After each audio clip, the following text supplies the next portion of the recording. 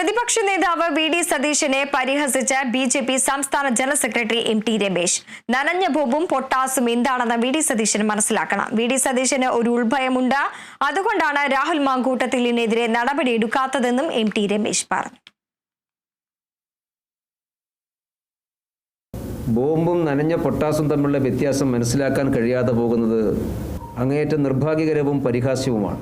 കഴിഞ്ഞ 2 ദിവസമായി അദ്ദേഹത്തിൻ്റെ വാക്കുകളും അദ്ദേഹത്തിൻ്റെ ചലനങ്ങളും ചേഷ്ടകളുമെല്ലാം വല്ലാതെ അസ്വസ്ഥത പുറത്ത് പ്രകടിപ്പിക്കുന്ന രീതിയിലാണ്.